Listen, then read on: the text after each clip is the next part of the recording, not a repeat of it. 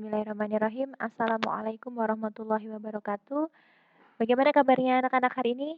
Mudah-mudahan sehat semua ya. Jadi hari ini Ustazah akan agendakan untuk membahas mengenai pesawat sederhana. Karena kemarin sempat tertunda, kita akan melanjutkan pembahasan pesawat sederhana yang ada di dalam otot atau tulang rangka manusia. Tapi sebelumnya, Ustazah akan mereview dulu mengenai pesawat sederhana. Bahwa pesawat sederhana ini sebenarnya gunanya untuk apa sih? Nah, jadi gunanya untuk mempermudah pekerjaan. Nah, kalau mempermudah pekerjaan tujuannya akan lebih spesifik lagi, dia akan memperoleh keuntungan. Dalam mempermudah pekerjaan tadi, dia akan memperoleh keuntungan. Secara fisika, keuntungan ini dapat dinotasikan sebagai KM atau keuntungan mekanis dengan rumus keuntungan mekanis disingkat KM sama dengan W per F. Dengan W adalah berat atau beban dengan satuan Newton, kemudian F adalah gaya atau kuasa.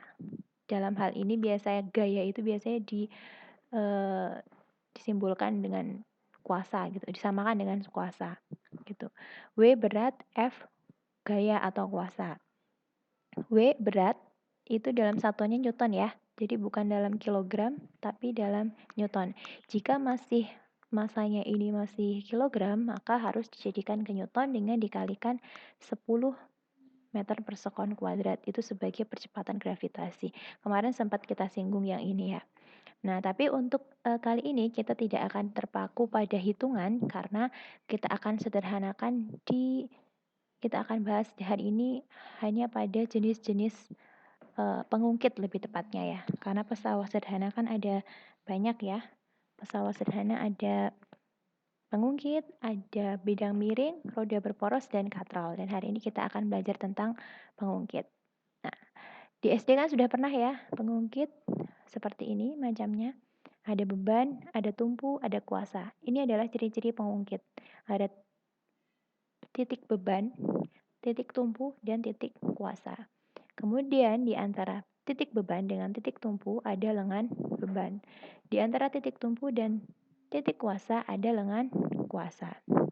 Nah, pengungkit atau bisa disebut dengan tuas itu biasanya dibedakan menjadi 3, yaitu tuas jenis 1, tuas jenis 2, dan tuas jenis 3. Ini semua bergantung pada letak TB, TK, dan TT-nya. Gitu. Nah, kita coba ingat lagi. Nah, kalau tuas jenis pertama, titik yang kita lihat adalah tengahnya. Tengahnya itu apakah tumpu, apakah kuasa, ataukah beban. Yang membedakan adalah di tengahnya. Kalau untuk kanan kirinya di antara yang pokok tadi itu bisa bebas. Nah, yang paling kita lihat adalah bagian tengahnya. Nah, kalau yang jenis pertama ini bagian tengahnya adalah titik tumpu. Di sini tumpuan ya. Titik tumpu, kemudian gaya kuasa ada di kanan dan kirinya. Bisa dibalik, gaya beban atau titik bebannya di sebelah kiri, gaya kuasanya sebelah kanan. Itu jenis pertama. Dan ini adalah penerapan dalam kehidupan sehari-hari. Contohnya kalau di sini biasanya gunting ya, paling gampangannya ya. Nah,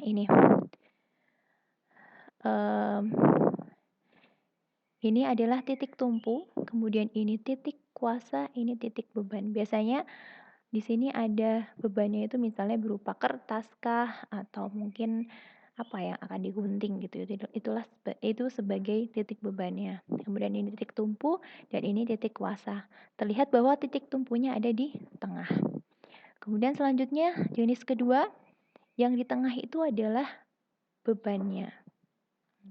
Di mana ada titik tumpu dan titik kuasa di kanan dan kirinya. Bebannya yang ada di tengah. Ini jenis kedua.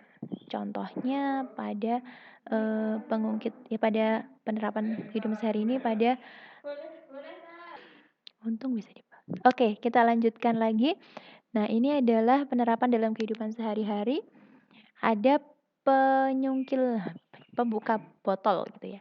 Di sini ada kuasa, kemudian gaya bebannya ada di tengah, dan tumpuan. Ini adalah bebannya ini, tumpuannya di sini. Jadi lihat di sini ada rahang yang atas ini sebagai tumpuannya, sedangkan yang di bawah ini sebagai pengangkat bebannya. Nah, makanya di sini yang di tengah itu adalah beban. Kemudian yang jenis ketiga, itu di tengah adalah kuasanya. Contoh di sini adalah pinset ya. Jadi di sini ada tumpuan, maaf tumpuannya sebelah kiri.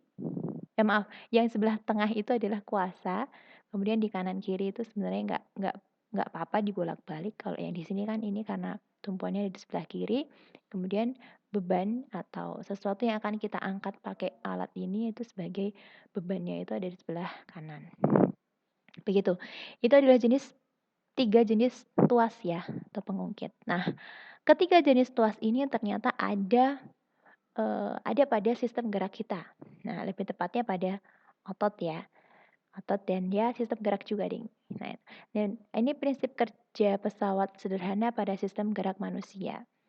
Nah, selain pada peralatan yang biasa kamu gunakan, nah prinsip pesawat sederhana juga berlaku pada struktur otot dan rangka manusia. Oke, kita coba lihat pada saat mengangkat barbel ini ya. Ada telapak tangan yang menggenggam barbel berperan sebagai gaya beban dan titik tumpu itu berada pada siku, sedangkan kuasanya di mana? Coba kalian rasakan kalau kalian mengangkat barbel. Ya nggak harus barbel sih. Kalau misalnya tidak punya, boleh pakai tempat minum atau apa gitu ya. Jadi bebannya ada di telapak tangan, tumpuannya ada di siku. Nah, kuasanya itu adalah yang berperan mengangkat. Nah, itu kan tadi kuasa itu adalah gayanya ya. Nah, itu berada pada lengan bawah. Yang paling terasa adalah di lengan bawah. Nah, berarti kuasanya itu berada di lengan bawah di antara siku dan telapak tangan. Kuasa di tengah, penumpu dan beban di kanan kiri, berarti itu adalah jenis pengungkit ketiga. Ini ya, di sini ada ya. Oke, kita lanjutkan. Nah, kemudian selain pada kegiatan mengangkat barbel, nah, jinjit, berdiri, dan menunduk, itu juga menggunakan prinsip pengungkit. Nah, kita coba lihat ya di sini.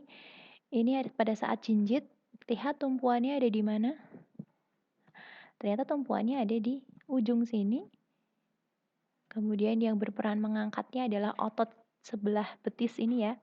Nah, ini sebagai kuasanya. Kuasa itu adalah yang berperan dalam proses pemberian gaya atau dia melakukan gayanya sebelah mana. Itu adalah pada betis. Kemudian ini tumpuannya ada di jempol ya mungkin ya kalau jinjit di jari ya, jari kaki. Sedangkan di sini adalah bebannya. Bebannya itu semua ada pada tumit ya, bagian tumit ini itu sebagai bagian bebannya. Kuasa sebelah kanan atau sebelah betis ini, kemudian telapak itu sebagai penumpu. Nah, sehingga dapat disimpulkan bebannya ada di tengah.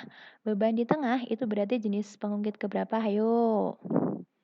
Yang ke dua, betul sekali.